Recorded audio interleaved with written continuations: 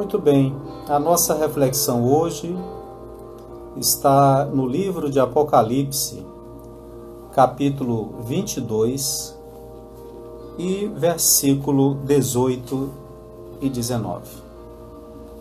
A passagem bíblica nos diz assim: porque eu testifico a todo homem que ouvir as palavras da profecia deste livro, se algum homem lhes acrescentar alguma coisa, Deus lhe acrescentará as pragas que estão escritas neste livro.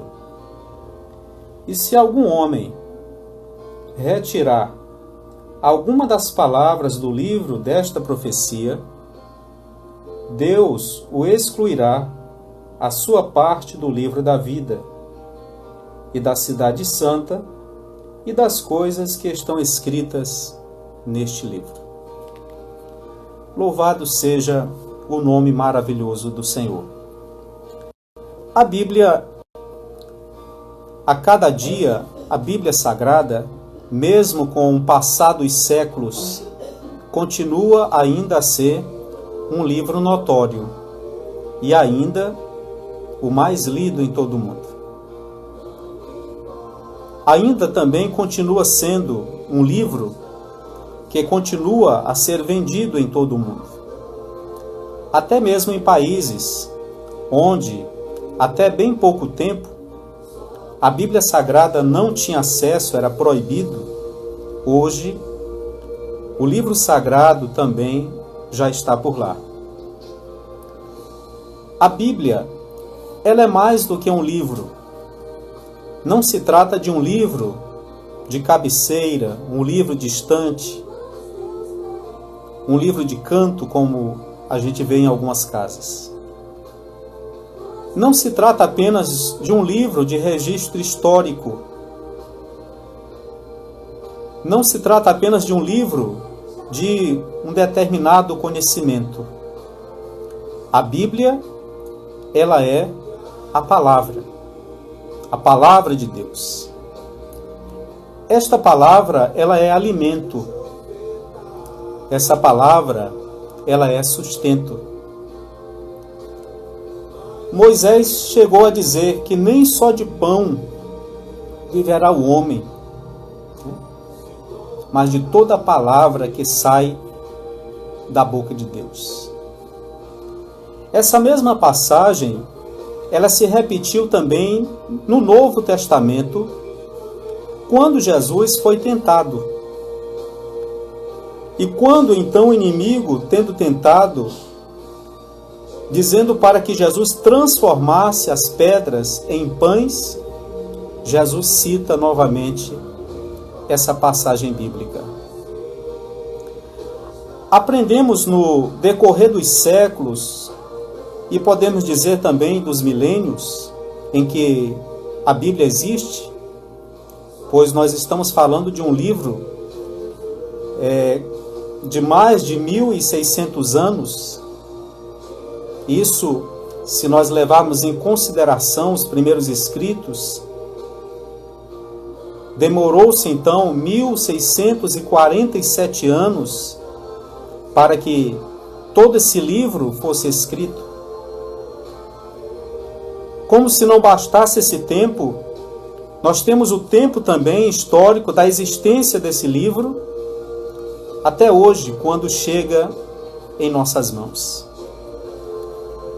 Porém, houve um tempo em que, por causa da maldade humana, por causa da crueldade dos homens, da corrupção dos homens, por causa do pecado de idolatria, Deus, que antigamente falava ao povo, ao seu povo, através dos profetas, ou através de um sinal esboçado por duas pedras chamadas Urim e Tumim, e por conta do pecado em que os homens carregaram sobre si, da grande idolatria, maldade e corrupção, Deus já não respondeu mais através do Urim e nem do Tumim. Deus deixou também de usar os profetas, de forma que a única coisa em que os homens poderiam compreender os desejos e a vontade do Senhor eram nas Escrituras que haviam em seu tempo. Naquele período ainda não havia o Novo Testamento, pois a história do Novo Testamento ainda não havia sido construída. Deus, portanto, em um dado momento, construiu a história do Novo Testamento. O Novo Testamento nada mais é do que o cumprimento daquilo que é expressado no Antigo Testamento. Um não anula o outro. Pelo contrário, um agrega e alimenta o outro. O Antigo e o Novo Testamento, eles se complementam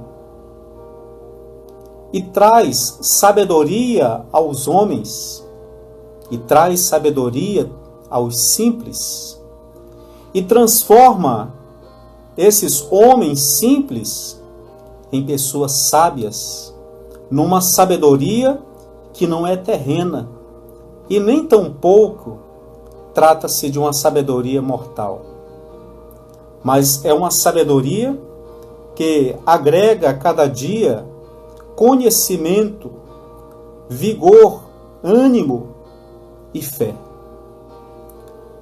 Esse livro, portanto, trata-se de um livro sagrado. Nós não podemos pegar a Bíblia e utilizá-la ao nosso bel prazer. Não podemos pegar parte das Escrituras e usar ao nosso bel prazer, para aquilo que nos for úteis no sentido pessoal. Isso não é servir ao Senhor ou adorar ao Senhor. Por isso, a Sagrada Escritura, no Apocalipse 22, 18 e 19, ela trata dessa questão de uma forma extremamente severa, dura, quando diz que o homem não pode retirar nada dessa Escritura, nenhuma parte das Escrituras. E que o homem não pode acrescentar nada ao que está nessa Escritura. E o que diz a palavra? Se alguém acrescentar algo ao que está nas Escrituras, as pragas também serão acrescentadas sobre a vida desta pessoa. Se alguém retirar aquilo que está nas Escrituras, ocultar, será retirado também a sua parte do livro da vida. Significa dizer que nós precisamos receber a palavra como ela é e utilizá-la para aquilo que verdadeiramente ela foi feita, ela foi criada. A grande utilidade da palavra do Senhor é ensinar aos homens as suas leis, os seus preceitos, valores, princípios, e ensiná-los a prática da fé. Toda e qualquer coisa que fuja a esse grande objetivo das Sagradas Escrituras, trata-se, na verdade, de algo abominável diante do Senhor, tratado inclusive pelos antigos sacerdotes como prática de blasfêmia. Quando alguém se utilizava de alguma parte bíblica para interesse próprio, para a sua própria conveniência, então aquilo era tido como um pecado de blasfêmia. Deus, portanto, tem algo grandioso para cada um de nós. Deus conhece as nossas vidas. E tudo aquilo que está na palavra do Senhor é algo tão maravilhoso que é capaz de nos saciar diante de nossas necessidades. Todos nós temos necessidades, inclusive todos têm problemas. Deus Portanto, através das Escrituras, ele pode mostrar uma saída, mas nenhuma saída ela passará sem que haja a adoração, o louvor, esta busca sincera ao Senhor Jesus. Portanto, a palavra do Senhor representa Ele próprio. E é por isso que a cada dia devemos defender a palavra com alegria e com ânimo. Que Deus abençoe a todos e fortaleça a todos a cada dia.